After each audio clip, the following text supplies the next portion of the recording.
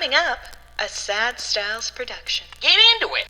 Yeah, so Andrew, there are so many fun ways to kill people. Oh, wow. That's how we're going. Well, you don't agree with me on that Well, one? no, this is just an interesting way to start the episode. Well, I'm just saying, when I play video games, there are some good ways to kill people and some ways which are just a little bit boring. And don't get me wrong, killing is always fun. Okay, in video games. Yeah. Yeah. Didn't I say that? No, well, I don't know. I'm just going to double check for everybody. In video games. Yeah. Okay. Well, so we know what we want to talk about this week. Sure. Obviously, our listener does too. They've seen the title of the episode. Yeah. So let's get the ball rolling, Andrew. Okay. What are some of your the greatest weapons at your disposal, you think? Maybe not even in video games. Right. Yeah, well, you know what? Since I am a pacifist, you know, I think my greatest weapon is my words. Oh, Speaking truth to power. Andrew. Now that is, you know what? True to you, that is very witty. Thank you. And I'm upset actually that I let you go first because I kind of see myself in the same way. I am also very witty. Okay, yep. And somewhat of a pacifist. I don't like to get my hands dirty. No. So my weapon of choice, mustard gas. Oh my God, Mikey, really? Yeah, well, yeah, you just huck it in a trench or two and let it do its dirty work. It's genius.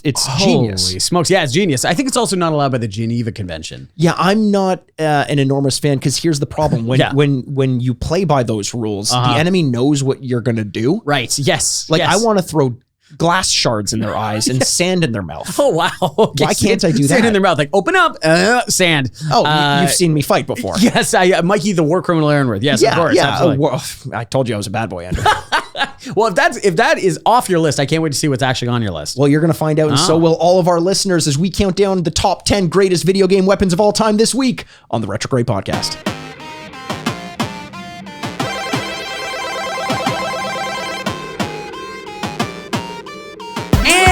Welcome to the Retrograde Video Game Podcast, where this week we talk about our favorite ways to kill people in video games. Oh, no, that's our lawyers made us add that one. My name's Andrew Baskin, but with me as always is the bad boy of podcasting, the bad man of podcasting, Mr. B-Mop.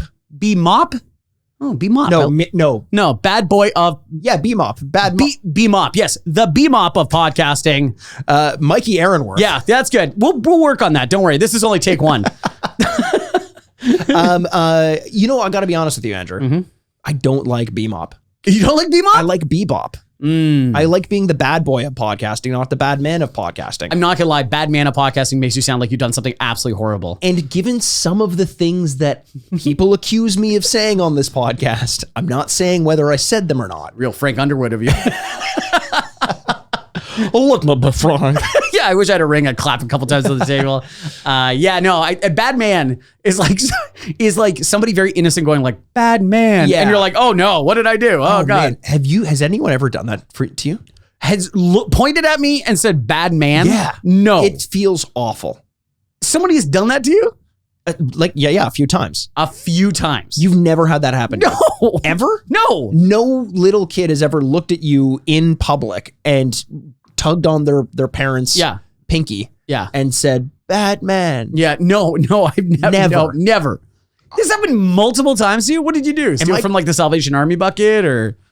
I tried to steal a kid from the Salvation bucket. Bucket. You're like, somebody was going by like donating child. And you're like, taking child. Thing. Anything that's in there, you can, eventually it's going to make its way to a store and you can then take it, right? I'm saving the middleman. I'm saving the transport. Yes.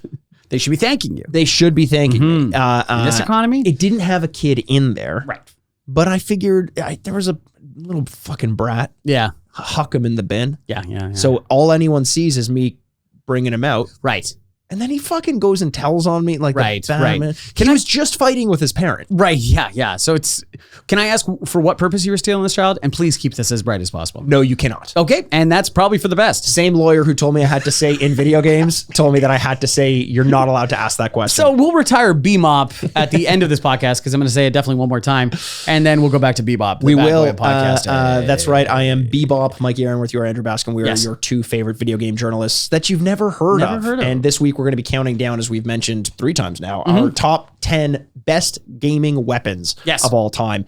I'm excited to get into this because there's such a wide variety of weapons. Like, is it swords? Yes. Is it wit, as you said? Yes. Is it mustard gas? I don't know. It could be anything. It could be anything. You know, it's so funny to the listener at home, to the watcher on YouTube. I can't begin to describe that when Mikey the watcher, singular? the single watcher. Ruthu the Watcher. What's his name? Uatu the Watcher from the Marvel Cinematic Universe. Not Tuomo Rutu, the old Pittsburgh Penguins player. Of course not. Absolutely. But he's a real voyeur. He's a real perv. He's a bad man. Well, he was always watching from the bench. Yeah, didn't get much play time. There we go. Mikey was looking at his Excel sheet before we started, and like honestly crafting it like Scorsese editing a film. He's like, oh, okay.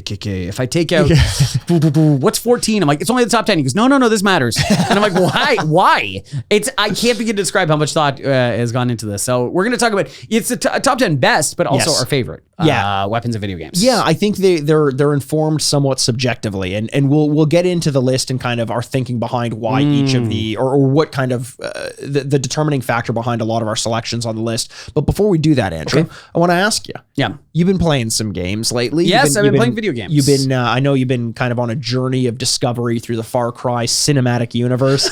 Have you been sticking with Far Cry 6? Have you been playing anything else? I've slowed down a little bit. This is exactly what I did with Horizon Zero Dawn, where I played the first one, flew through it. Yeah. Loved it. Great. So much fun. Next one comes out and I'm like, yeah, I get to play next one. And you're like, man, you put a lot of time into this world. And I'm like, and I'm already doing this. And as much as Far Cry, especially 6 to 5 is very different. 5, cult in Middle America. Number 6 is the liberation of a South American country, let's say a Caribbean country, and they're very different, but yet at the same time, this big expansive world still plays on the same gears, like still plays on the same, like, let's steal this car, let's drive away, like, and so things that were fun and quirky are now annoying.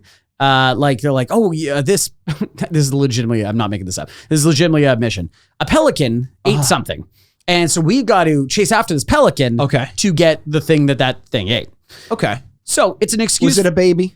No. They're not supposed to swallow. That's the problem. It's me putting two. Oh, no, that's a stork. Sorry. Yeah, a stork. Yeah, no, yeah. The storks are doctors, essentially, delivering your babies for you.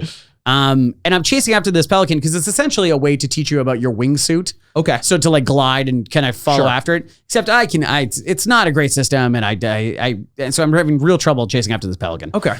Which I've heard you say that before. Honestly, chasing after the pelican, is my code for heroin. I was chasing. Some people chase dragons. No, I'm chasing the pelican. Yeah, it's a horrifying prehistoric bird.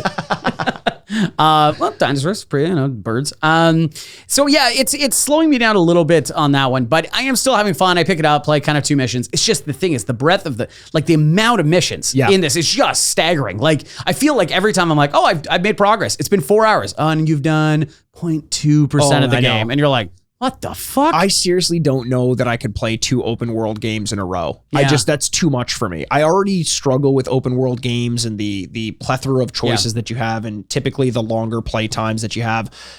So I usually do a palate cleanse with something else. Yes. And I've been playing some Cyberpunk, but it is still so complicated. And I know that in the realm of RPGs, it isn't the most complicated game, but I'm just finding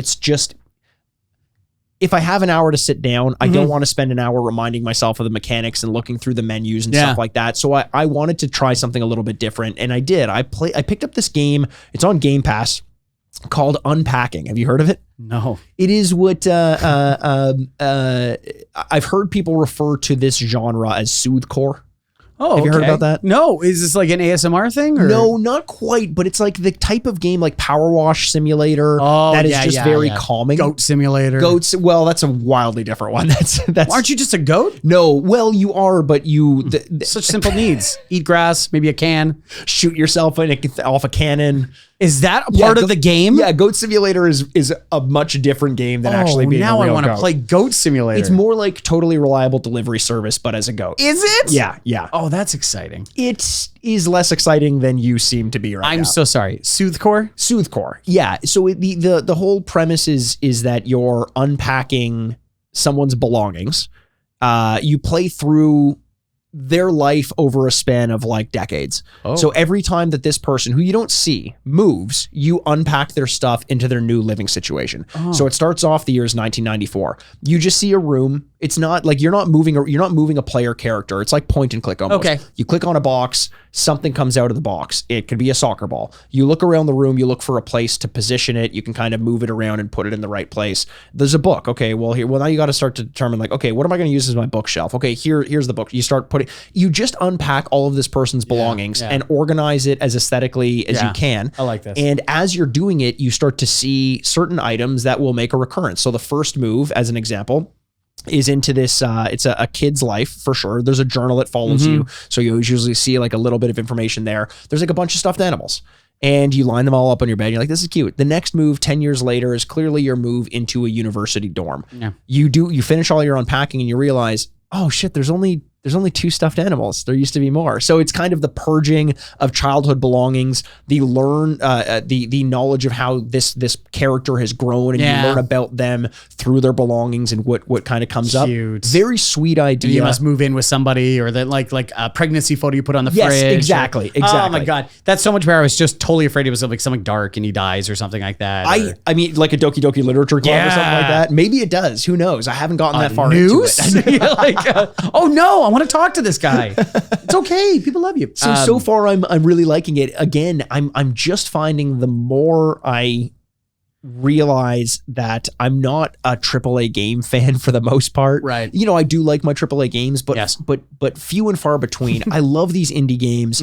I love these kind of bite-size explorations into something that's different from what I'm used to playing. And the more I just accept that, the more absolute fun I have playing games. I'm discovering all these brand new experiences that I haven't had in any medium and that feel wildly different than Cyberpunk would, by example, feel compared to like a Fallout or a Skyrim or something like that. Well, totally. I totally get what you're saying. Like, you know, it's funny about Cyberpunk because, you know, in Far Cry, I feel like John Wick, which I hope everyone enjoyed John Wick. Oh yeah. What a movie, eh? And is that like every shot is just a headshot for me. Like, I'm like, so how difficult is this? And you know, it's kind of how I felt about Far Cry 5, where there's just there's too like unlimited enemies. Yeah. You're like, well, wait a second. There's millions of people in this army. Yes. You know, like, okay, whatever. See, that's when you got to get the mustard gas. Yeah, mustard gas. Yeah. I was just like, have we thought about just torching the whole island, starting fresh, salting the ground? Yeah, but you know what? Fortnite's been amazing. I don't need to talk to everyone about that, but the new chapter is really fun with this kind of like Tokyo, Blade Runner-y. I've heard it's like a Kira kind of aesthetic, like a cyberpunk-ish. 100% it is. There's even like this really cool samurai sword that's really awesome. And it's been a lot of fun. So that is the one where instead of going to Far Cry and they're like, have you tried a wingsuit? I'm like, nope, stop. I'm going to go play Fortnite. I know what the rules are. That's good. And so that's been a lot of fun. And then the other one too is I've been playing Civilization 6. Oh, you're back to it. Just everybody, it's okay. Don't worry about it. The problem is you have become the me of this podcast. Insofar as you have never said anything as hurtful in your life as that. Ow. Okay, but I was the bad man. whoa. Is the problem is you can get it on Switch. Oh, so now I can play it anywhere. Oh no, Andrew! And now my life is meaningless. I have no purpose anymore. And you're starting from scratch, obviously. 100%. I have the anthology pack, which has now like, oh my God, 70 different civilizations that you can start up, including Canada, which is very odd to me. Yeah, I don't know.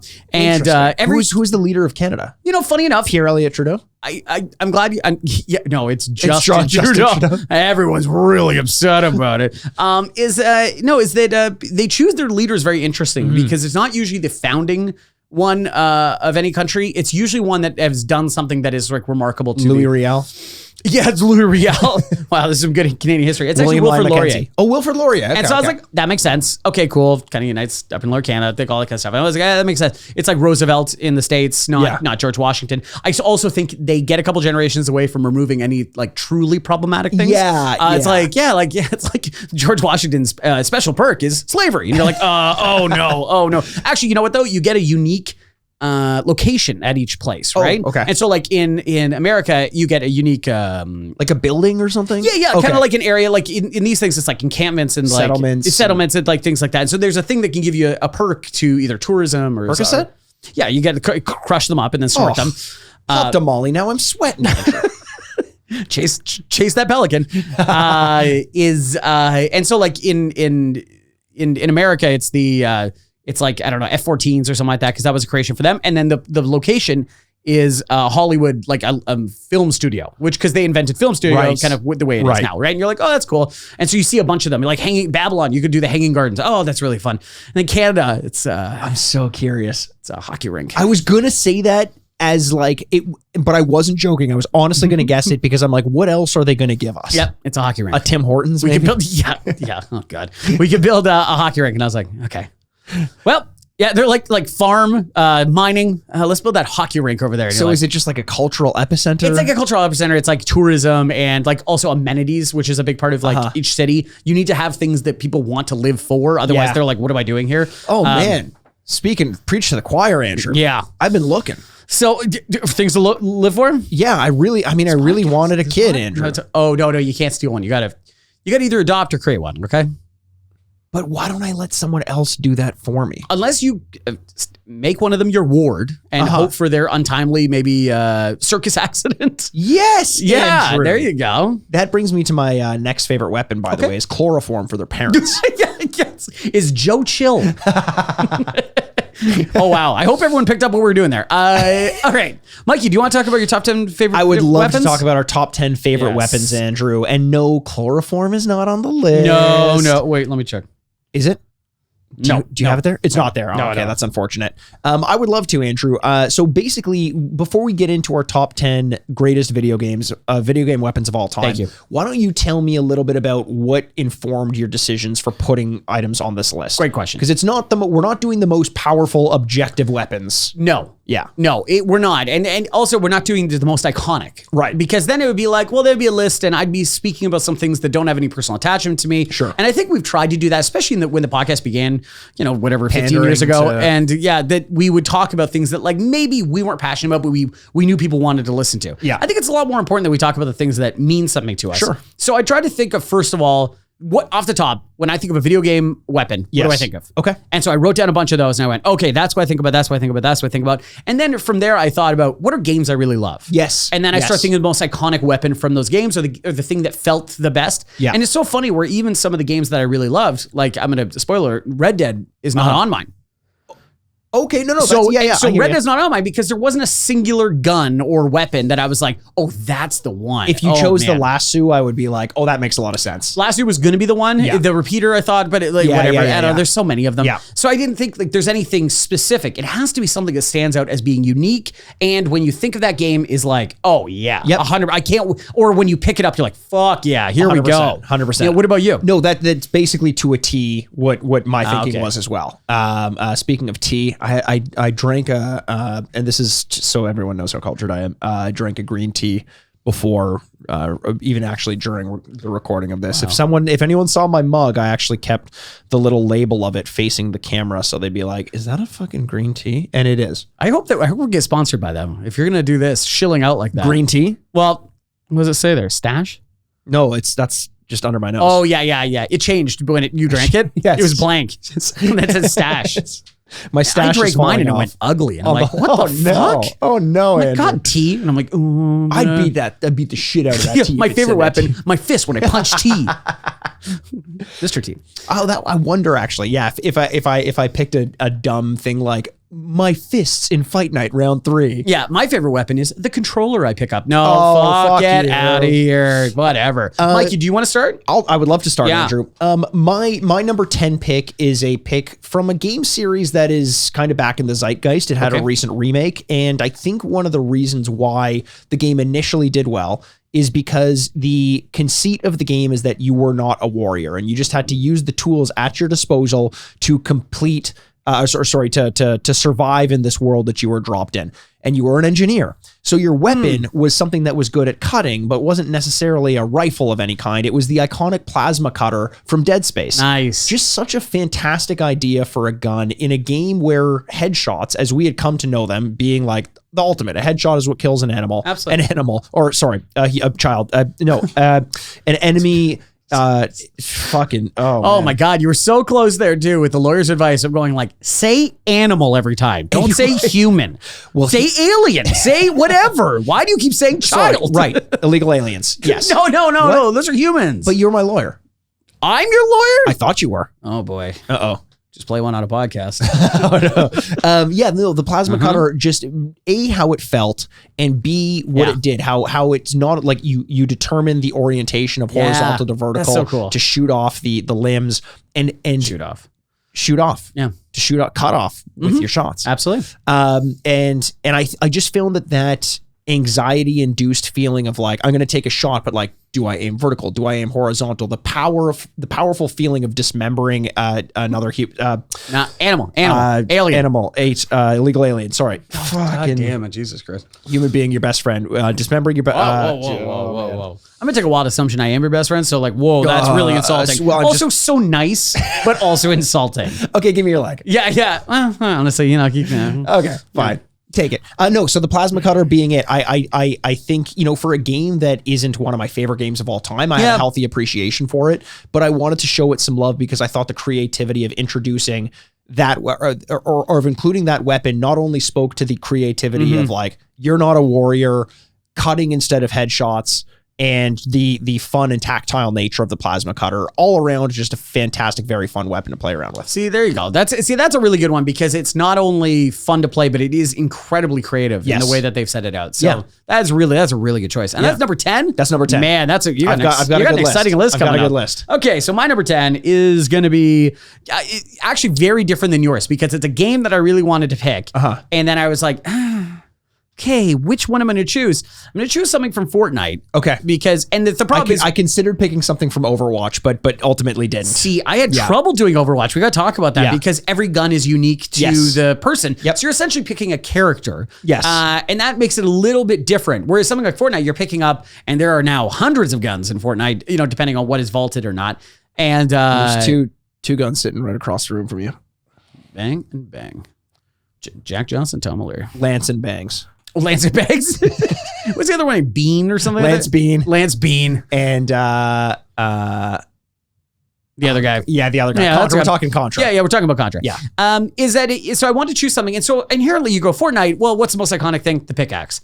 I can't choose pickaxe. It's not enough for me to be like, I've only killed few people with a pickaxe, and it's out of sheer desperation. Animals. Animals. Yep. Well, you can kill animals now, but by choice and for sport. Maybe I should play this game. Yeah. It's Mike Huckabee's son simulator.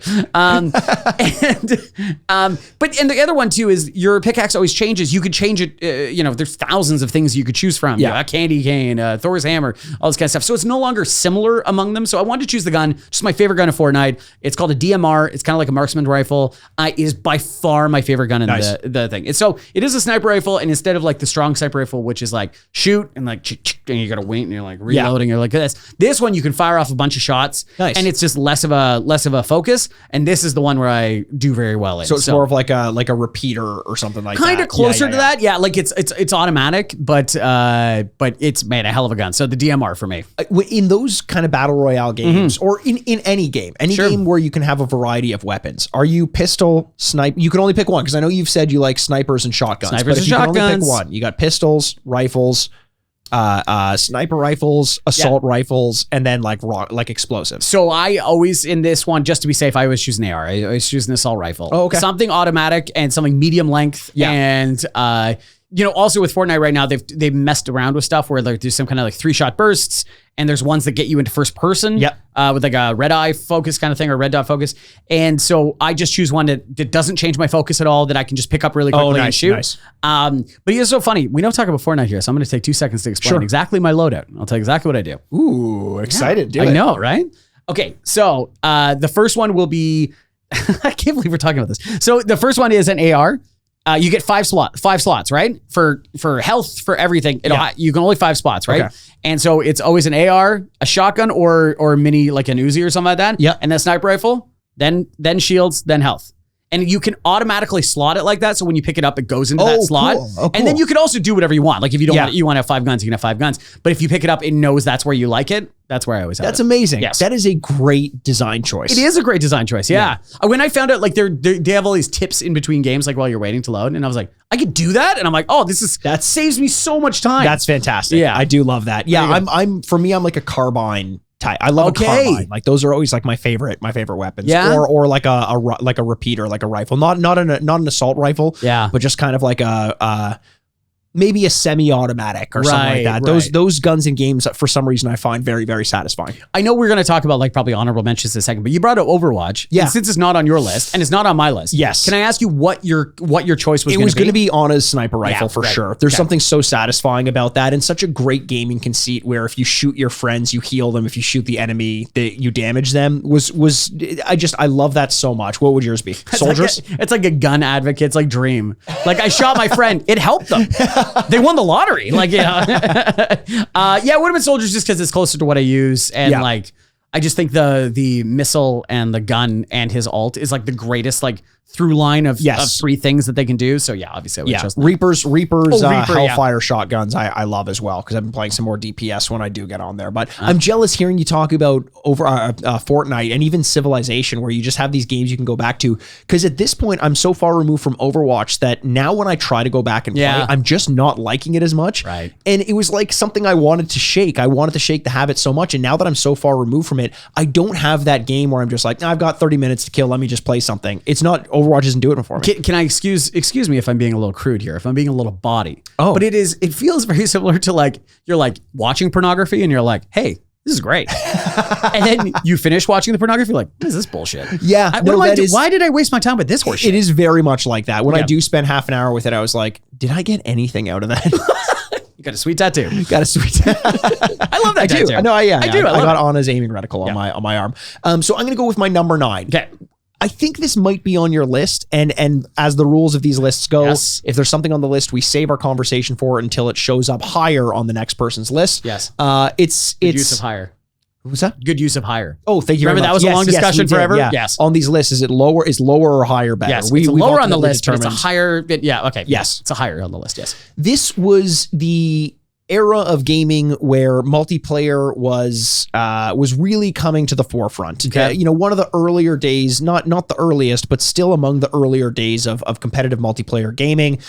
But there was this introduction of bots in this game and sims, where basically you didn't necessarily have to play with other people. And then on another line, you could get a weapon that kind of served as an ally for you when you didn't want to use it, or you could use it as a weapon on your person. It is one of the most creative games, especially of the time creative weapons, especially of the time that I've ever used. It's the laptop gun from Perfect Dark. Oh, Mikey, this is quite a bit higher for me. Okay, good. Yes, and I cannot wait to discuss it. I can't wait to discuss it. I'm happy it's higher on your list. We'll save my my thoughts until okay. later. I can't wait to talk about that. Number 9 for me is going to be Camera Obscura from Fatal Frame. Oh, wow. So, is it a weapon? You'd say, oh, it's a camera. First of all, truth is the biggest weapon I can give you at all. And second of all, this truth tells you when there are ghosts around.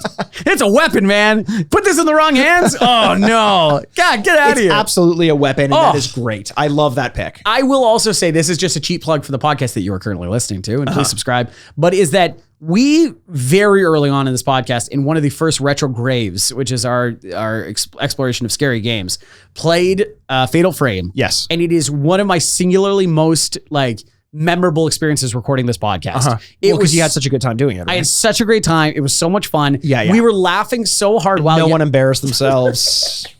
It's just you having a good time. I had such a good time between Mikey screaming his brains out, but I'm also not trying to act like a tough guy. I was also terrified, but Mikey was yelling so much and I got so mad at Mikey. I'm like, stop. I'm now freaking out because you're yelling. And it was one of the most fun times I've had. But that idea around a video game of a camera being the thing. And that's happened in multiple games. Like you can use a camera and stuff like that. This is one of the best ways they've ever done it. Well, it's so cruel on behalf of the designers because you're playing, it's like Resident Evil style tank controls, if I'm remembering correctly. And even if it isn't, it's kind of slow moving and plodding. So you always feel helpless. And all of a sudden there's a ghost that is threatening to scare the shit out of you. And how do you defeat it? By looking at it closer up in first person. It is so scary to have to willingly put yourself in the situation where you're going to become more scared than you already are. It's just cruel. It's fucking cruel. It's so cruel, but it's such a cool conceit conceit for a game.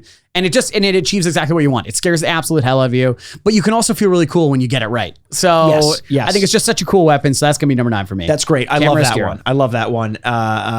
Who knows? Maybe the camera from Pokemon Snap will show up on the list. Whoa, maybe Todd Snap himself. Maybe Todd Snap will go, what a weapon he is. He's a rocket. My number 8, this is one that I really, really struggled with because this...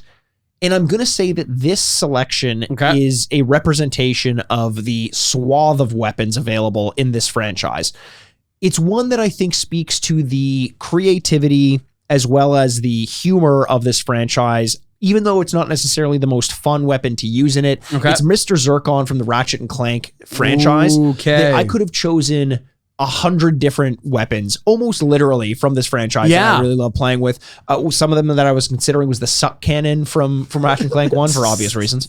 And because I wish I had one. And the Negatron Collider from Ratchet and Clank Rift Apart, which was a lot of fun, especially with the DualSense controller. And the haptic feedback. But Mr. Zircon, just these floating minions that you deploy who have a very funny sense of humor. Eventually in some of the franchises you get Miss Zircon. There's a family of Zircons. They're your brothers in arms, your family in arms, and they wreck shit. And it's great because I always love in a game when you have a minion doing work with you, similar to the laptop gun. Huck it out there and it's going to help you. I love a Mr. Zircon. It makes me feel less lonely than I normally do. So Mr. Zircon is my number 8. Oh, that's a great choice. And that must have been really tough whittling it down to which one you wanted to choose. At one point I had 4 choices from Ratchet and Clank on this list, and I'm like, I gotta just use one. I cannot take my whole list can't be Ratchet and Clank weapons. You could have done a whole list of your favorite Ratchet and Clank guns. Easy. I could have. That's so cool. So that was your number 8? Yes. My number 8. Okay, my number 8 is going to be the Poltergeist 3000 from Luigi's Mansion. Oh, great pick. Yes, it's just another one. We'll get into guns. Anything that kills scary things. 100%. It's just like, it's a fucking vacuum. That's so cool. Yeah. He's got a vacuum on it and he's a scaredy cat just like us. We're 2 scaredy cats. And I love the way that whole thing works. It is also Ghostbusters brought to life, which is one of my favorite movies. And I just love the way that he uses that. And also in the Mario universe, we have been told forever to be scared of ghosts. They're coming at you. There's nothing you can do. Yeah. Luigi flips out on his head and goes, no, come here. I'm going to suck you up. Even though he's very afraid of having to, kind of like the camera obscura. Yeah. It's like he has to get right up in their face, but he's petrified of doing it the whole time. The animations in the Luigi's Mansion franchise are so good. They're second to none. Here's a question I have though. Yes. In Luigi's Mansion, you have legit ghosts, human ass ghosts, anthropomorphic ghosts. What are boos then?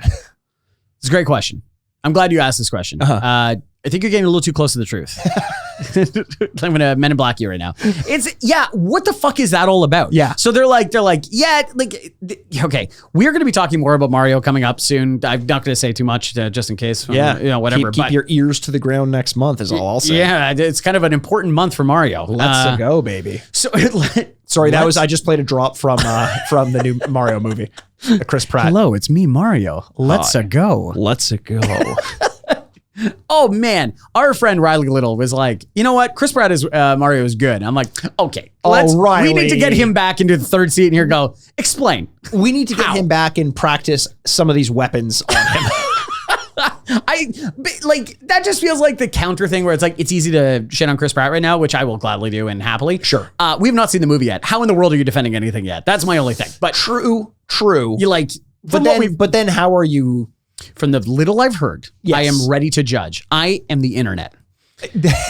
That's all I got for you. But no, okay. So yes, boo. What is boo? Yes. And why is this? My answer is I don't know, and it scares the hell out of me because why doesn't Luigi show up and just suck them all up? Especially the King Boo, like the big one. Suck cannon, indeed. Yeah, suck cannon. That's why he needs a little suck cannon. Yeah, too much ectoplasm on the set of Luigi's Mansion. No, I love that pick. I love the Poltergeist. I got Luigi's Mansion as a launch title on the GameCube way back when, and it was such a unique feeling game. And I remember we played Luigi's Mansion, the most recent one on the Switch, and liked it quite a bit. I played more of it and it kind of got a little stale to me. But to this day, one of our most successful episodes on this podcast was the Luigi's Mansion episode. Amazing. Yeah, for some reason. Okay, there you continues to get listens. I don't know who's out there still listening to it. Luigi Hive. The Luigi Stand Hive. up, baby. Yeah, help me out with my number 8 pick. There we go. People are just searching Luigi suck, and then our podcast is coming up, and who knows? Okay, so I'm going to go into my number 7 pick. Please do. I don't know that you've played this game. Okay. But I cannot overstate the impact that this weapon had on gaming across the board. Okay. Not just in the sense that it is a weapon and it's something unlike any weapon that I had used up to this point. It changed the way puzzles are performed in video games. It changed the way games are designed in terms of their physics. Okay. And it changed the way ammunition and environment can be used. It's the gravity gun from Half-Life 2. Okay. I remember the first time I played with this, and this is Valve again, just creating weapons that add, like the portal gun, for example, just adding like puzzle on puzzle on puzzle. The first time I used the gravity gun, Half-Life 2 expected you to solve a puzzle basically by like shooting something out, which would hit a barrel and would allow, because the barrel was propping up like a vent, and the vent would fall down and you climb up the vent or something along those lines, like a grating or something. And the vocabulary for physics in video games had not been defined at that point. Right. So I walked around the room for so long with not a single clue how I could possibly solve this problem, because the idea of a physics-based puzzle had never occurred to me up until this point. And when it first happened, I thought I broke the game. I was like, clearly that couldn't be the solution. Right. And then it dawned on me that this game was going to expect me to use physics as a weapon, much like Albert Einstein himself. Wow, he used physics as a weapon? Yeah. Force to a nose. Famous bully, Albert Einstein. Albert Einstein, yes. Well, I mean, bully of the all the victims of the Manhattan Project, probably. Yeah, he was a participant in it. Yeah, he was willing. I kept trying to take part. Yeah, like, did you? Please, I need to up my kill count. They wouldn't have me. Are you excited for Oppenheimer? I am really excited for Oppenheimer. Are you? Yeah. No, absolutely. Okay. There's a local. You don't love Nolan, right? Well, it's not that I don't like him. You always say you hate him. No, I don't say that. No, you say that all the time. No, I do not. Oh, right. That. Sorry. You cover the microphone and then you say, "Please don't tell anyone." I hate Christopher Nolan. Okay, if I did do that, which I'm not saying I did, why would you say that out loud? No, it's just that I forgot about the microphone covering part, and now I'm defending you. What? Well, because I'm saying because I'm telling you, like, don't. I told you not to tell anyone. Then you're like, I'm going to tell you. It's too late for that, though. Yeah, right. Because I just did. Late. But now I'm explaining. I can't go back and change. That it's not Andrew's fault. Right. Okay. Thank you very much. He did cover the mic. Okay. Yeah. That part I'm not arguing. Yeah. I don't hate Christopher Nolan. I just don't love him as much as other people. People are like, Inception is the best movie of all time. I'm like, is it? Let's think about that. There's a local theater that Tenet is the best movie of all time. People like Tenet. There's a local theater chain that near you and I that is displaying a countdown clock for Oppenheimer. Oh, yes, that's true. And it's like 6 months away. I think one of our listeners works there, actually. Oh, does he? Yeah. Okay, cool. Yeah. I'm just going to assume he is in. And so. No, it is. Yeah. Yeah, it's 6 months away or something like that. And I was like, I looked at it originally and I was like, Jesus Christ, how long are they going to get? Like, what kind of batteries do they got in this thing? And it also comes out in the same weekend as Barbie. Oh, like, wow. Talk about some counter programming. Wow. Like, very interesting, because I'm going to go to both. So, like... well, one is dealing with nuclear weapons, and the other is the nuclear family and the toys they get for their children. Very good. I thought you were going to do, like, one's dealing about the nuclear weapons, and the other is Oppenheimer. One's dealing with 2 huge rockets, and the other's... very good. So the gravity gun, again, both in terms of it putting something in my hands that I had never played with before in a video game, and changing physics in video games forever. Yeah. The Havoc physics engine was used in games in memoriam since the release of Half-Life 2, and that was all owed and showed off by the gravity gun. Oh, there we go. Yeah. Okay, gravity gun. Number 7 for Mikey. Number 7 for me is going to be the Skyhook from BioShock Infinite. Ooh, nice. So Andrew. Thank you very much. Rolling up fake sleeves. BioShock is one of those games I had to have on here in some capacity. And then you start looking at the number one, and you're like, at the first game, and you're thinking like maybe the bees. Yeah. Like fire, whatever. Like I was thinking of plasmids from BioShock. Yeah. I have them on my wall. I don't know if you can see them. There. They're behind me here. Yeah. Telekinesis, Winter Blast. No bees on here, eh? No. I like the best named one also from BioShock Infinite is Murder of Crows. Murder of Crows, yes. Great. Great. So good. Yeah. But I was thinking about it and I couldn't choose which plasmid. There's so many I liked, kind of what we're doing exactly right now. This is what my conversation in my head was earlier. And I decided to, number 3, which I don't think gets enough love. I think it got forgotten really quickly. Infinite? Yeah. Yeah, it feels like it in a lot of ways, which I think storytelling wise and especially some of the visuals is like much more creative in a lot of ways. Like the way that they take the scope is so much bigger. Yeah. And I think that skyhook gun kind of gets forgotten. And I just think it's one of the coolest and also most disgusting things that you can do in the game. Yeah. Oh my God. Yeah. So I love it. So yeah, skyhook for BioShock Infinite. I love that. That's a great pick. And I agree. I think a lot of people, the narrative became BioShock Infinite is mediocre. And I've never understood that. No. Because the story itself, like there's always a lighthouse, is something that I think of all the time. Yes. Imagine being the creators of BioShock, Ken Levine, etc. And at all.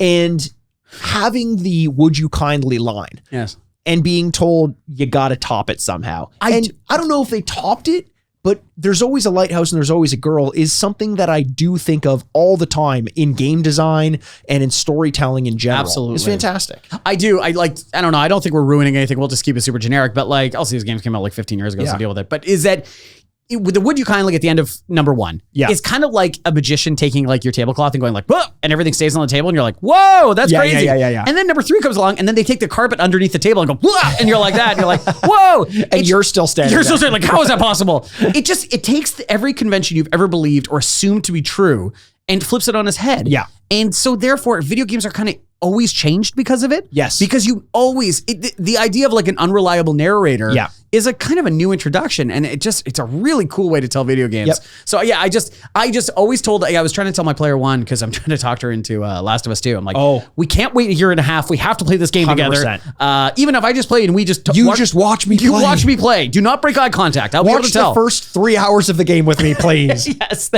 then we can talk about it. But I felt the same way about BioShock Infinite when I was saying to her, I'm like, you need to play this game, because I was telling her, like, she's like, well, what is it? I'm like, well, these Pinkertons are after you, and you go up to a city in the sky, and I can see her like eyes starting to glaze over. I'm like, no, wait. There's a city in the sky. It's a real thing.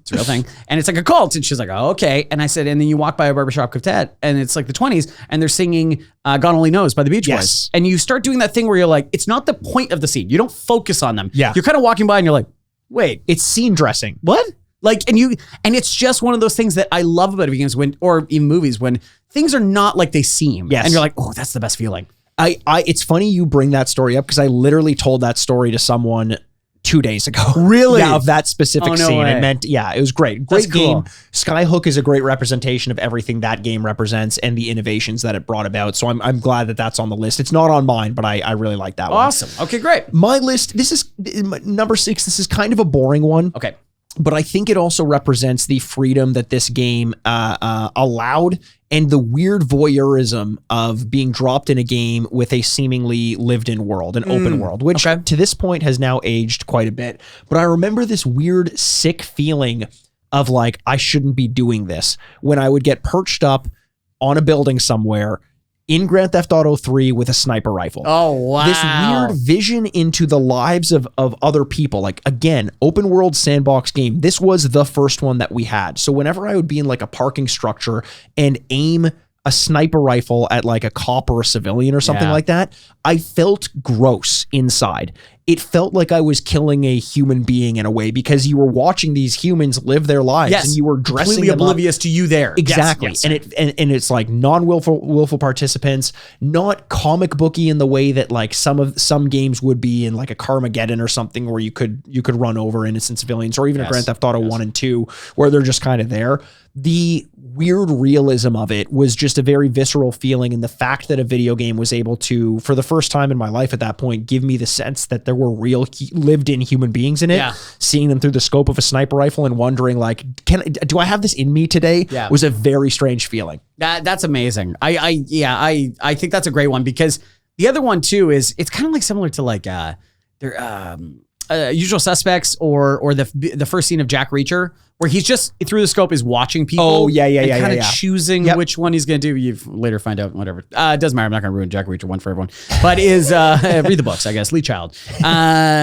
Your dad has it somewhere. You don't? Go to an airport. They're probably around. Yeah.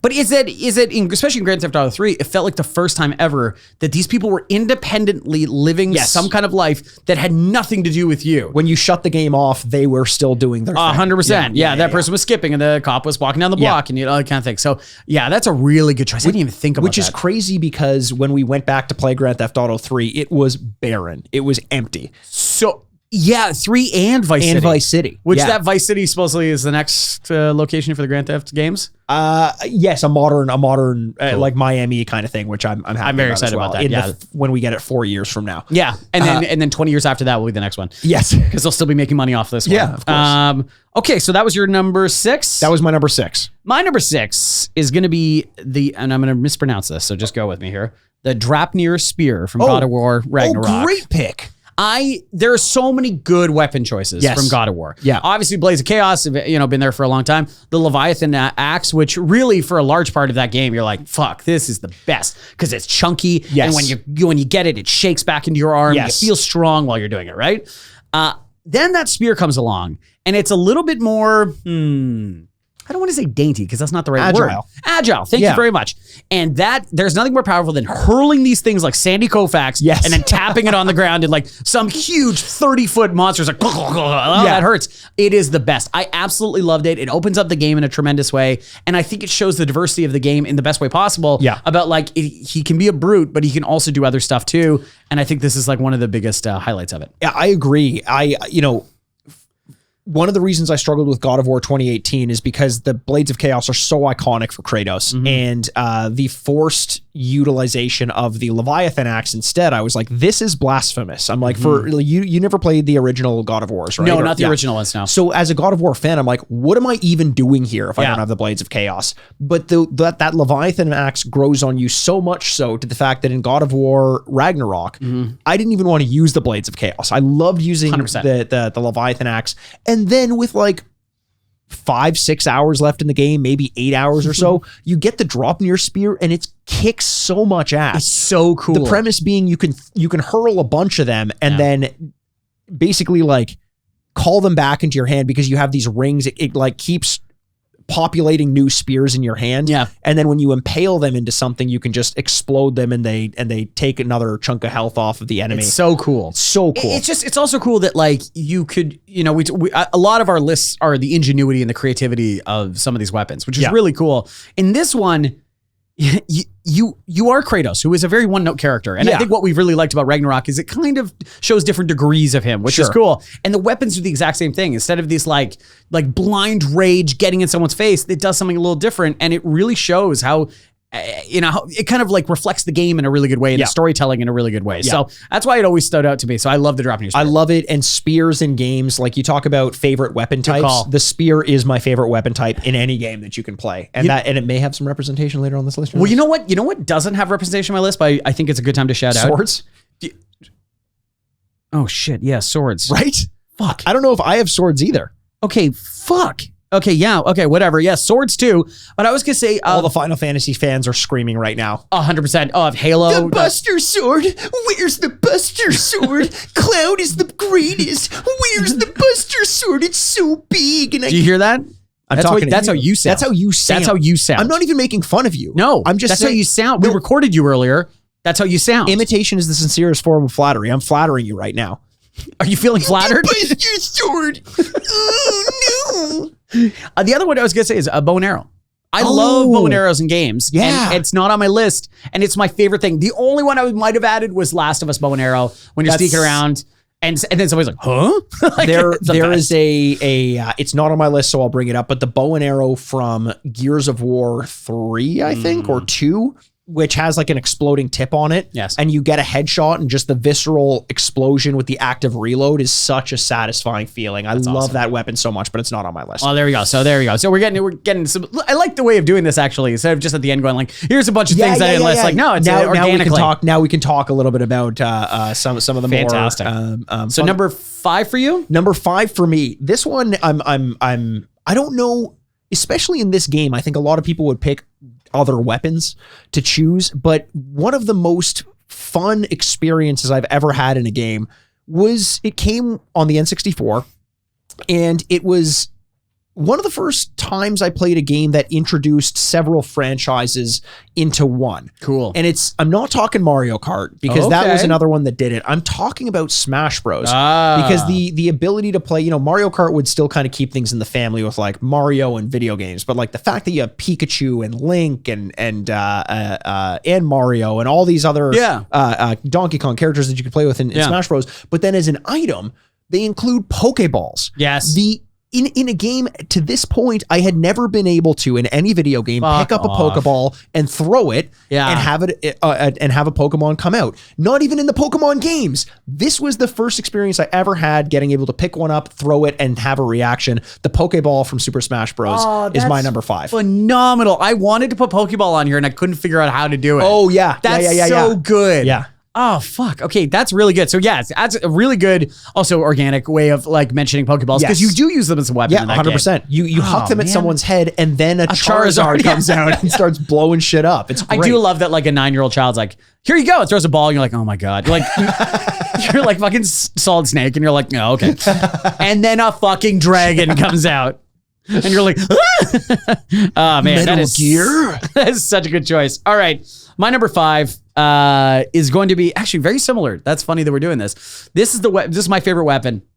It's also from it's from the Mario universe. Okay. So this is my entry for the Mario universe. I wanted to choose the Tanuki suit because you look adorable and you're powerful and you can fly for fuck's sake. Yeah. Pretty good weapon. No, we need to choose the greatest weapon, right? That's the goal of this. And I chose the one bred to be a weapon his whole life. This weapon both can ride and lay eggs. Yoshi. He is born to be a weapon. I get him going like, let's go. And he's like, you got it. It's like if your fucking horse in Red Dead also shot a gun. It's phenomenal. And Yoshi. Ate the enemies. Yes, he ate your enemies. The enemies. And you can also sacrifice them like willingly. You can use them as a shield pretty much. Oh, Yoshi, the weapon. I love that. He is a weapon. He's a weapon. And I love the idea of a weapon running away from you. Yes. Middle of a fight, it gets hit, takes its eggs and goes home. But later it's like, hey, what's up? I'm like, good. Glad you're back. Glad you waited for me at this checkpoint. And me and like, I'm Arnold Schwarzenegger and he's Carl Weathers and we just like, yeah, let's go. Power handshake. Oh my God. Yoshi's a great pick. Thank you very much. And I think is used in so many different contexts. And one of the first experiences I think in a 2D platformer of like riding anything. 100%. Yeah. Yeah. It completely changes the game. Like, without being a win button, Yes. Yeah. I can't believe I just said change the game. And I didn't mean that ironically. I meant like it does change the style of how you play the game. Right. And I just, man, it's so changes cool. the game. It changes the game. It's a game changer. But the players, Mario, are the same. Okay, I'm going to go with the players are the same. My number 4 goddamn. is something I don't think we're going to spend a lot of time on it, and it's almost upsetting that it's this high on my list, but it means a lot to me, Andrew. Okay. What's my favorite franchise of all time? Overwatch. Andrew. It's not Overwatch? My favorite franchise of all time. Your favorite franchise? It's not Ratchet and Clank we talked about. Dark Souls. Yeah. Okay. Well, it was 80 hours of the first game and 40 hours into the second game before I really started to understand what it was about Dark Souls that everyone loved. And during that time, or at that time when it all started to click to me, I finally found the weapon that was going to get me through the rest of the game. And the reason I decided to get a weapon like this was because I was watching Game of Thrones, or not even watching, I think I was reading the books at the time, and the Red Viper of Dorne used a spear. And Dark Souls had a partisan, which scaled well with dexterity. And just a typical partisan, you carry it, gives you all the spear jabbiness that you could ever need. Buy it from a merchant, no big deal. But that trusty spear partisan was like a godsend to me. It was the tool that allowed me to realize what everyone loved about Dark Souls, because I finally found a style that fit and suited the way I wanted to play the game. So the partisan at number 4 from Dark Souls 2 is way too high on my list, but still something that I had to show some love to, because it represents not just the weapon itself, but the key that I had to use to unlock the enjoyment that I eventually had for the Dark Souls franchise. The Red Viper was the internet's boyfriend. Yes, Pedro Pascal. Yeah. Okay. I was having a conversation about The Last of Us with someone recently, and they said that someone who had never played the games, and I love these conversations with people who haven't played The Last of Us, because getting their interpretation of what the show was is often wildly different. Yeah. You realize that you fill in a lot of the blanks as someone who's watched the game that are sometimes left missing from people who are just watching the TV show. And he's like, I just don't understand why Joel is so likable all the time. Like, he's supposed to be a curmudgeon and this and that, but you just look at him and you're like, that's just too likable of a guy. And I realized when they cast Pedro Pascal, he was not the Pedro Pascal that Pedro Pascal is today. He was not the internet's dad or the internet's boyfriend. Yes. Sometimes both. We can all hope. We can all hope. Daddy. So they probably didn't realize what he was going to become, and he was going to play curmudgeon better, or it was going to play off that way more. But now we have so many other affinities and associations with Pedro Pascal that it does change who Joel is at his core. I would agree with you, because we already inherently, I think we actually talked about this on one of the, on the Mushroom Club, patreon.com/RetroGreat Podcast, our Patreon, $5 a month, is about, we talked about like when you cast Christopher Walken, you already are loaded in with all these memories of like, ooh, he's spooky. Watch out. Yeah. And then, you could play off Typer here a little bit. But like, I think the problem is, you're right. When they cast Pedro Pascal, it's like, oh, we'll just choose a good actor. And now everyone's like, we love this guy. Yeah. You know who they should blame, honest to God, is his stylist. Because he starts showing up in like these incredibly like big, bold fashion choices, and everyone's like, this guy's pretty cool. Yes. I like this guy. Yes. And now it's like, I like Joel. And you're like, I don't know if you're supposed to, guys. 100%. Like, you're supposed to respect Joel a little bit, but like, you're not liking him. So they're like, when Joel goes Joel mode at the end of the season, everyone's like, where did that come from? And you're like, well, all the other characters have been talking about how, like what his past was like. They've been warning you this whole season. Exactly. Tess, Tommy, everybody's like, yeah, that guy. Even him's like, I shot too many guns. I'm going deaf in this year. And you're like, I wonder how that happened. Shooting deer? The Mandalorian would never do that. Yes, that's the way. Yeah. So, okay. So the partisan from Dark Souls 2 is my number 4. Number 4. And my number 4 is going to be an iconic one. I had to have it pretty high on this list because it's so fucking cool. And whether you know this game, actually speaking of Last of Us, whether you know this game or you don't, everyone knows who Scorpion is from Mortal Kombat. Oh, fuck yeah.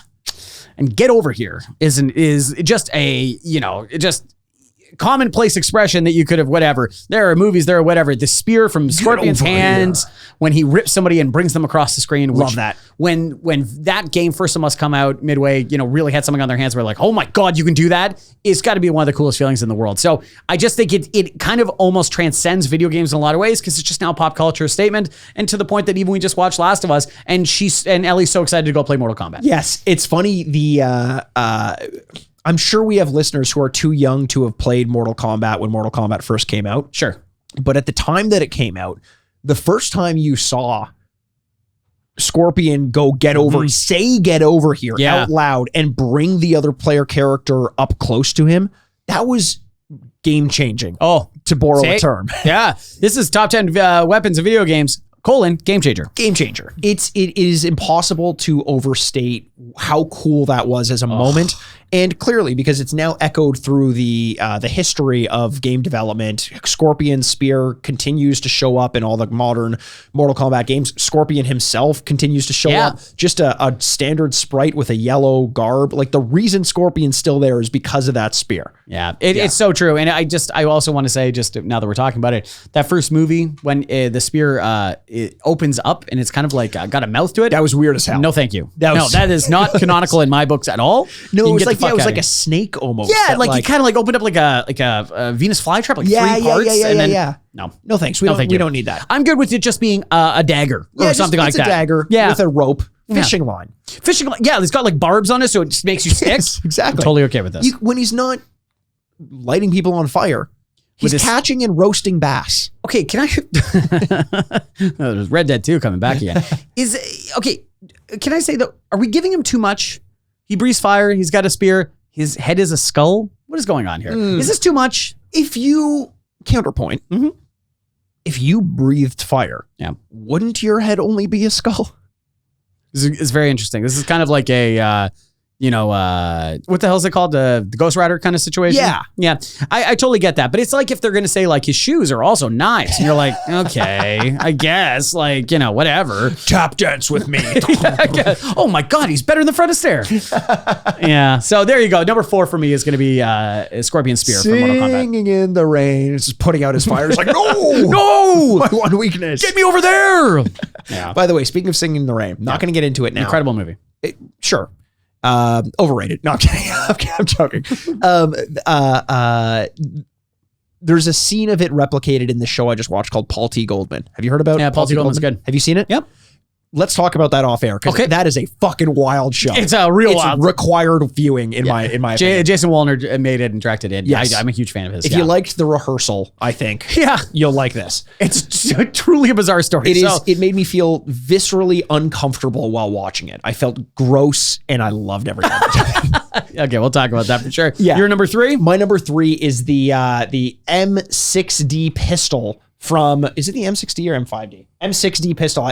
I always thought it was 5D. I think I may have mistyped that. Either way, the pistol from Halo Combat Evolved. The scoped pistol, which was low-key the greatest weapon in the game. The most powerful weapon in the game. It basically was a pistol and a sniper rifle at the same time. It had a scope. It was like 3 headshots and you'd kill someone with it. Like I would get the assault rifle in that game and most people would, and you'd huck that thing away. You'd throw it at the enemy because you had a better chance of killing them with this fucking pistol. It was almost a cheat code. It was like an odd job level cheat code of something that's in the base game that is kind of unfair when wielded by the right person. Yeah. And baby, you're looking at the right person. I like you call me baby. That was nice. Okay. So this is interesting. I don't have any Halo weapons on my list. Yeah. What would have been like 2 and 3 here? Honestly, I considered putting the sniper rifle from Halo as well. Okay. Just because that was one really cool thing about the sniper rifle is it had like a screen on it. Yes. And I remember when you were walking without it up to your like when you weren't scoped in, you could see what was represented on the screen. It would change, like it was like there was a smaller screen of your TV screen based on what the sniper rifle was looking at, and the feeling of headshots in Halo. One of the first I think first person shooters that really busted open the landscape and allowed you enough space to use sniper rifles in like an open area. Yes, that was a fantastic feeling. That's amazing. No, or the sticky grenade. Sticky grenade. Oh, awesome. That was very good. Yeah. But like this is where the absence of swords really the energy sword. Up. Yeah, the energy sword. Yeah. No needle, no nothing. No. The needler was funny because it was always somewhat underpowered, and then they tried to make a statement with it in Halo 2 or 3 about being like, the needler's now powerful, and it was way too fucking powerful. You'll respect us. Yes, you'll respect the needler. No, I mean, with all the creativity of the guns in Halo, I've never been an energy weapon fan. Yeah. So whether it's the needler or one of the charge guns or anything, just give me a mechanical gun. 10 times out of 10. Sure. Yeah. There you go. Okay, so that's your number 3. That's my number 3. My number 3, guys. I love Mario Kart. Oh, right. Mario Kart's got to show up in this list a little bit here.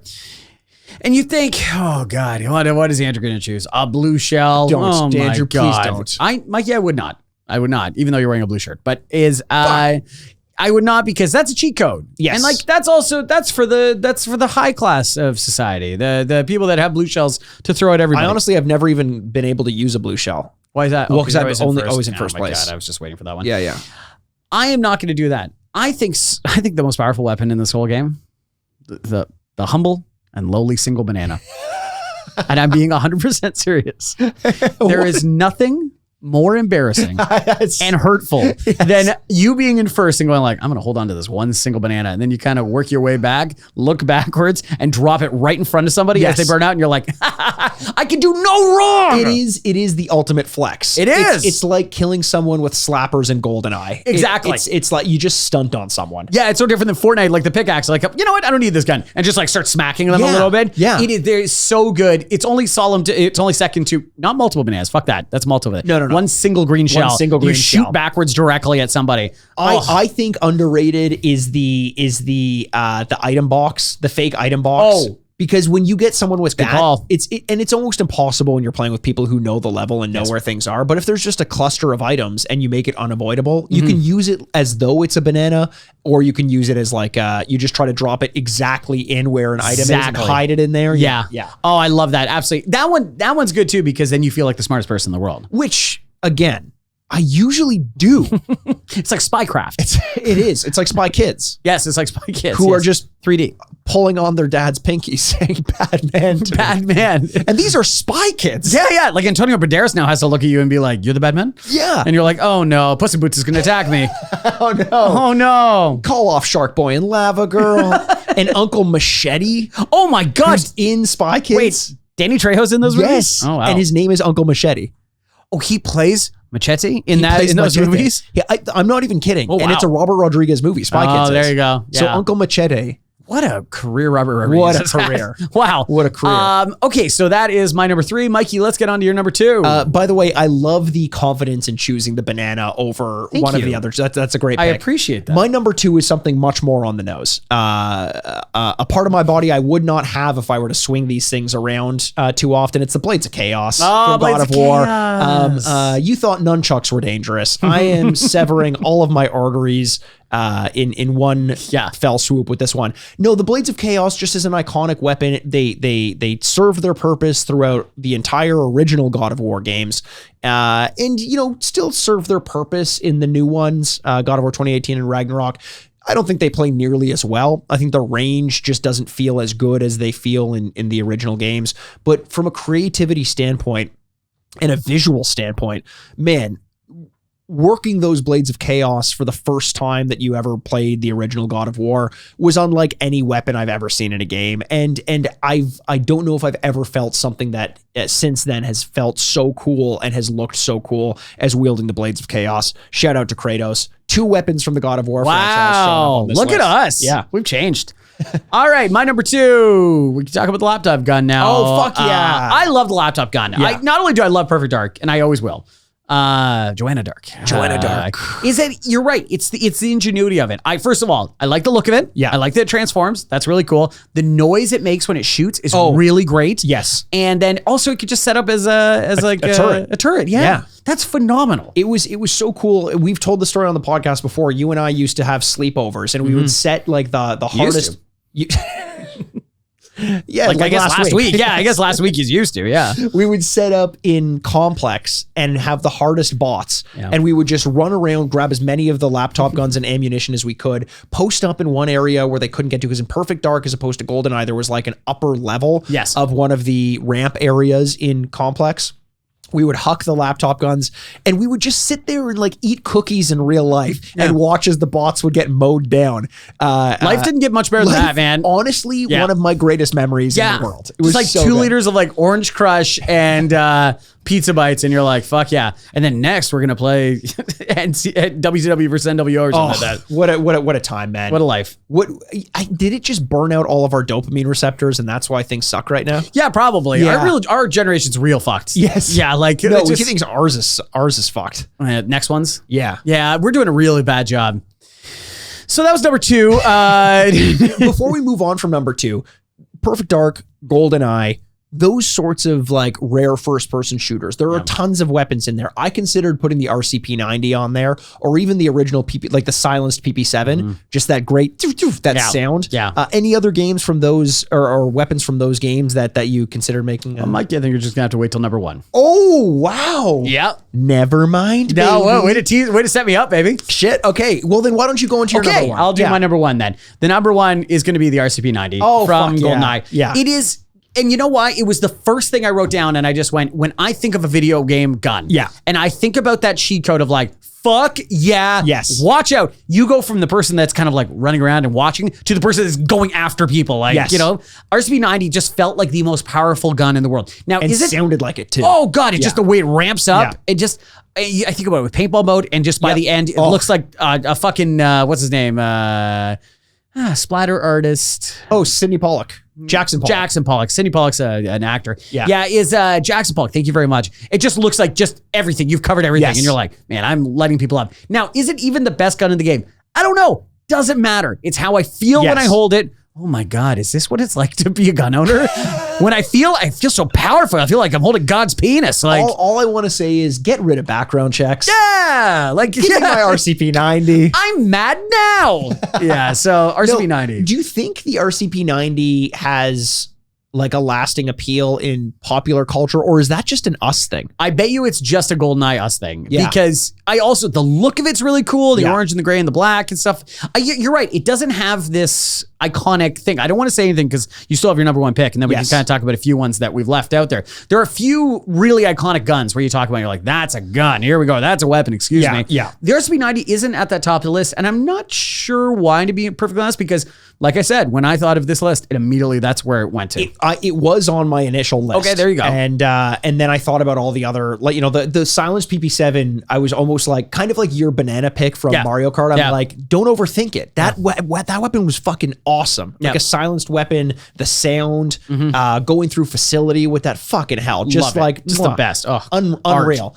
But the opposite of going through a facility with a small gun that makes no sound is going through the depths of hell with a giant shotgun. I was blowing the brains off of demons who get in your way. It's the super shotgun, aka combat shotgun from Doom. I fucking love this thing. Okay, can I ask? I agree with you. Yeah. It's also that I wanted a shotgun on here somewhere, but when people think of Doom, they think of the BFG. The BFG. The big fucking gun. But to me, again, I'll use this is the Mario Kart corollary. I think you've just created a new corollary. Thank you.